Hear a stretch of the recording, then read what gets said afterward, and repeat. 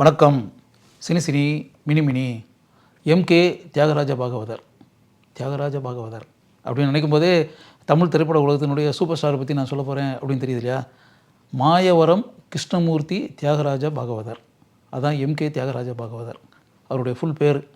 அவர் நடித்த ஹரிதாஸ் அப்படின்ற திரைப்படம் இருக்கு இல்லையா, அந்த திரைப்படம் 1944 ஆண்டு 1944 திரைக்கு வந்து 114 வாரங்கள் தொடர்ந்து ஓடி இருக்கின்றன. 114 வாரம் சென்னை வட சென்னையில் இருந்த பிராட்வே திரையரங்கு, அந்த பிராட்வே திரையரங்கு இப்போ இல்லை, ஆனால் அந்த திரையரங்கு பிராட்வே திரையரங்கு நான் பார்த்துருக்கேன். அந்த பிராட்வே திரையரங்கில் போய் நான் படமெல்லாம் பார்த்துருக்கேன். அப்போ அந்த திரையரங்கு புகழ்பெற்ற ஒரு காலத்தில் பிரபலமாக இருந்த அந்த திரையரங்கில் 3 வருடங்கள் ஒரு திரைப்படம் ஓடி இருக்குது அப்படின்னா சும்மா சாதாரண விஷயமா? இப்போ வந்து சாதாரணமாக ஒரு படம் ரிலீஸ் ஆகி 2வது நாள் வரும்போது இன்றைக்கி மகத்தான 2வது நாள், மகத்தான 3வது நாள், மகத்தான 4வது நாள்னு ஓட்டுக்கிட்டு இருக்காங்க. நாள் கணக்கில் ஒரு வாரம் ஓடிச்சுனாலே 2 வாரம், ஐயோ என்னங்க அது படம் கிட்டத்தட்ட செகண்ட் வீக்கு போகுது அப்படின்னா அதுவே ஆச்சரியப்படக்கூடிய ஒரு விஷயமாகி போச்சு. இன்றைக்கி படம் 5 நாள் ஓடுறது, 6 நாள் ஓடுறதெல்லாம் 3 வருஷம் ஓடி இருக்குது. 114 வாரம் ஒரு திரையரங்கில் இன்றைக்கி இருக்க மாதிரி 200 பேர் 250 பேர் உட்கார்றது இல்லையே, 1000 பேர் உட்கார்றது. அந்த காலத்தில் 700 பேர் 800 பேருக்கு மேலே தான் உட்காருவாங்க. அரௌண்ட் 1000 பீப்புள் உட்காரக்கூடிய ஒரு திரையரங்கில் 114 வாரம் ஒரு திரைப்படம் ஒரே திரையரங்கில் ஓடி இருக்குன்னா, எல்லா திரையரங்களும் ஓடி இருக்கு.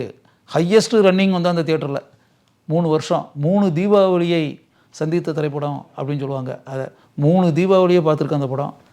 அதெல்லாம் நினச்சி கூட பார்க்க முடியாத ஒரு விஷயம். அப்படிப்பட்ட ஒரு மகத்தான காரியம் அந்த காலத்தில் நடந்திருக்கிறது. அந்த படத்தினுடைய கதாநாயகன் எம்கே தியாகராஜ பாகவதர் அப்படின்றது எப்படிப்பட்ட விஷயம்? அவர் நடித்த சிந்தாமணி படம் எப்படிப்பட்ட ஒரு சூப்பர் ஹிட் ஃபிலிம். அப்படியே மக்கள் தலையில் வைத்து கொண்டாடிய திரைப்படம் அல்லவா? அப்படியே ராதே உனக்கு கோபம் ஆகாதடி, அந்த பாடல் வந்து அந்த படத்தில் இடம்பெற்ற பாடல் தானே அப்படின்னு. அந்த ஹரிதாஸ் திரைப்படத்தில் அப்படியே வெள்ளை குதிரையில் அமர்ந்து அவர் பயணம் செய்யக்கூடிய அந்த காட்சி இருக்குல்ல, அது அப்படியே மக்களுடைய மனசில் வந்து காலத்தை கடந்து எத்தனை ஆண்டுகள் ஆனாலும் வாழ்ந்து கொண்டிருந்த காட்சி இல்லையா அது. அசோக் குமார் அவர் நடித்த எப்படிப்பட்ட சூப்பர் ஹிட் ஃபிலிம். இது மாதிரி அவருடைய உயர்வு வீழ்ச்சி எல்லாத்தையும் சொல்லிக்கிட்டே போகலாம். ஆரம்ப காலத்தில் எப்படிப்பட்ட உன்னதமான வெற்றி படங்களிலெல்லாம் தியாகராஜ பாகவதர் நடித்தார்.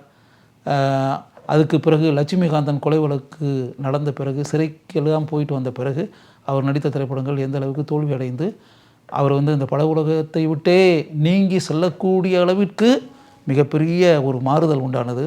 பொருளாதார ரீதியாக எப்படிப்பட்ட வீழ்ச்சி அவருடைய வாழ்க்கையில் உண்டானது.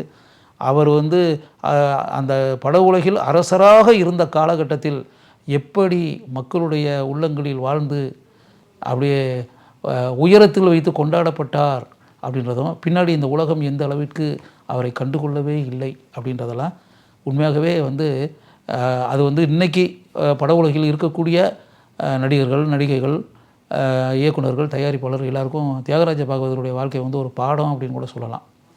அதாவது அந்த புகழின் உச்சியில் பறப்பது, புகழின் உச்சியில் ஜொலிப்பது, மின்னுவது, பிரகாசிப்பது அப்படின்றதெல்லாம் இருக்குல்ல, அது வந்து நிரந்தரமானது அல்ல.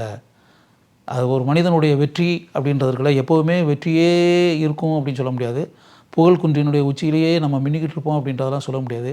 எப்போது வேண்டுமானாலும் சரிவு உண்டாகலாம், வீழ்ச்சி உண்டாகலாம், தோல்விகள் உண்டாகலாம், வாழ்க்கையிலிருந்து நாம் காணாமல் போகலாம்.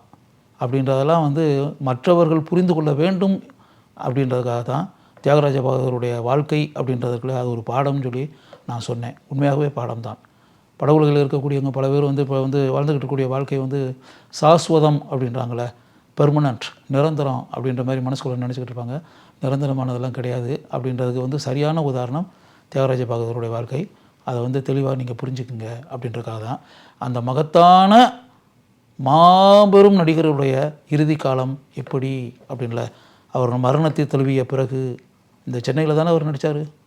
சென்னையில் இருக்கக்கூடிய ஸ்டுடியோக்களில் தானே படப்பிடிப்புலாம் நடந்திருக்கு. அப்படிலாம் நடந்து இவ்வளோ பெரிய ஒரு உன்னதமான நிலையில் இருந்த தியாகராஜ பாகவதர் பொருளாதார ரீதியாக மிகப்பெரிய வீழ்ச்சி அடைந்த பிறகு அவர் வந்து அவருடைய பிணம் அடக்கம் அப்படின்றதுல மிக சாதாரணமாக கூட்டத்தோடு ஒருவராகத்தான் அவர் அடக்கம் செய்யப்பட்டார்.